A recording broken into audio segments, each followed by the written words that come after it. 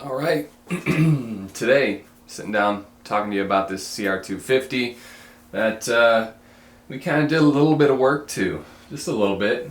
I've been ripping around on this thing all summer and just in this form, street. It's been fun. It's been you know, kind of funky as well. Not many places I can go. Taking this thing out on the interstate, probably not a good idea. I live in rural Montana, so you know, we've got some frontage roads, got a couple little streets in town. I usually take this to the gym and back. That's, you know, and then cruise the back roads. There's a couple different ones that I can get onto, and also just kind of Forest Service roads. This thing is, you know, probably set up perfectly for that with the flat track wheels and everything else going on with it. So that's pretty much where I've been riding it. 20 hours maybe on it, maybe even less. It's not like I've really been getting after it, but yeah, for the most part the bike has been holding up great. Fires up first kick every single time. The only things that I need to do to it to make it 100%, a couple O-rings up here on the pipe so we don't have that exhaust splooge spurting out just a little bit. Those O-rings are worn out. The bigger problem is going to be that damn swing arm. So during the build I drilled that hole out and then was just able to thread, you know, one of the bolts in there. Never did any type of thread insert or anything. Well, because it's aluminum, because there's so much pressure being put on that, it just doesn't work well, and it slowly pushes in while you're riding. And like as you can see right now, you know, we got a floppy chain because this side is that adjuster bolt has pushed in. I'll be fixing that with a helicoil, and then we'll at least, you know, be able to put a bolt in there nicely. I think the plan is I'm not going to sell it as is. I'm going to take all the street legal stuff off, the flat track wheels, just convert it all back to dirt, and yeah, that's about it. So I was going to do a little cost breakdown. Everybody likes those, and I think this bike, the way it turned out like this and the amount of money I spent, pretty damn good deal. So let's dive into the numbers. So I've got the magic sheet here, all the numbers, and I want to start off by saying that I bought this bike exactly 2 years ago to this day, over in Coeur d'Alene, and I bought it from some kid that was just trying to get rid of it. It ran all right, nothing great, and it was pretty clapped out. So the bike itself, $1,450. Decent deal, nothing crazy, but you know, for what it was, a running bike, you know, didn't have any major problems that you could see, but you know, obviously needed a lot of work. On top of that, I like to throw in my gas money, 45 bucks, and then the mandatory title fee to get this title swapped over in my name. I don't think this bike came with a title, so I had to go through that process again. I do that with a lot of bikes I buy, because people, they really don't want to mess with bikes like that because they want to be able to sell it, and you know, that kind of scares some people off. First parts right off the bat, Ufo Plastics Kit, $86.01. I'm kind of a fan of this style. You know, not many people like the big old floppy front fender there, but I mean, I like this style. It matches the bike well, especially with the flat track wheels on here. It looks pretty damn cool, and just went with all black and decided to throw some nice graphics on there. Fork guards, had to add those in there. The Achirby's lower fork guards, $28.43. Probably the best purchase out of all this was the spec bolt kit, $49.99, and all the bolts that I replaced on this thing, it was totally worth it. It blinged things out just that next level. So I think I still got some bolts and goodies left over, so I can use those on future builds. Can use it on my, you know, current Honda 450. Went with just simple Attack Graphics seat cover, $36.99. Originally when I installed it, it had some weird wrinkling, and it didn't look very good, but now that it's been on the bike, I mean, it's tightened up so much and it looks way better than when we originally did it. Carb, we just went with the All Balls carb repair kit, $27 and a penny. Clean that thing up. It runs pretty damn nice. The Tusk kill switch, that's the built-in kill switch on the clutch perch. That $13.99. I'm loving that. I'm probably going to do that on some of my other bikes. I really like that. Just a spark plug, NGK, $9.99. The All Balls steering stem bearing kit. If you guys remember, the steering stem bearing on this was just completely locked up, rusted on there. Had to chip it away to get it off there. But that guy, $46.12. And then on to the next bearing part, the linkage bearings. Same company, All Balls, $76.91. Just a Pro X air filter, $18.34. All the wear parts here. Polysport chain slider, $15.99. The primary drive chain guide, $35.99. That's the all black one down here. Just adds that extra little touch of bling. And some simple stuff like sprocket bolts, $10.99. The engine, minimal money spent on that. Went with the Pro X piston kit, $85.90.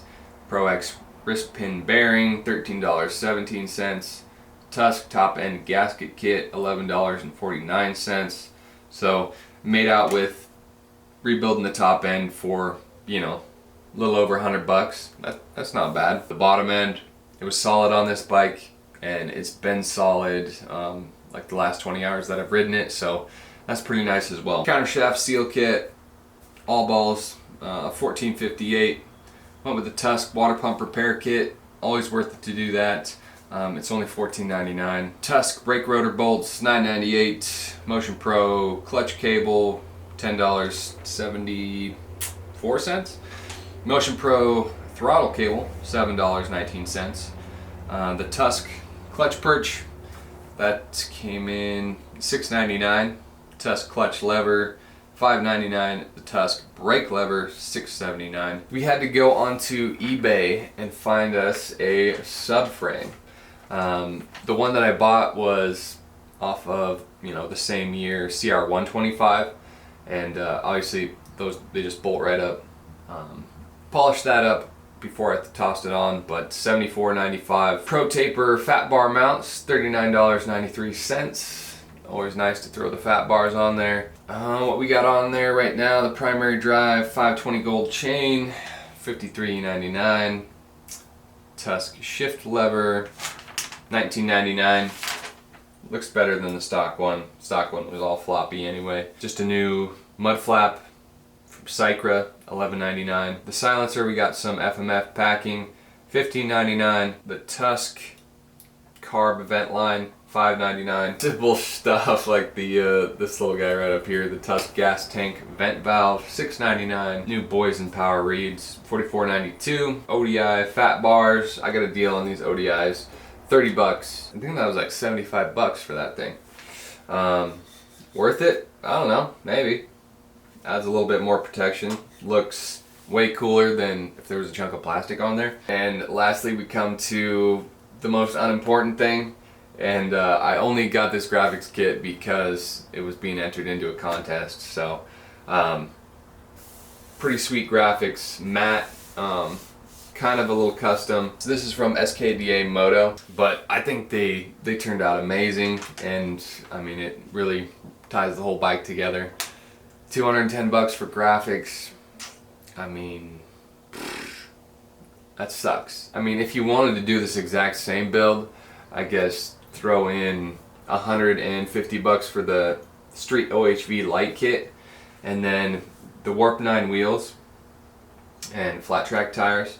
So I got this wheel set with these tires all mounted up, and like they're brand new Shinkos. That set probably is like 700 plus new. I got these and then like 6 extra tires that are brand new, and got all that for $300. So that's pretty sweet. I'm not sure if I'm gonna keep the wheels and put them like on my 450 or something, try and rip that around town. All that stuff is like an extra $500 at least.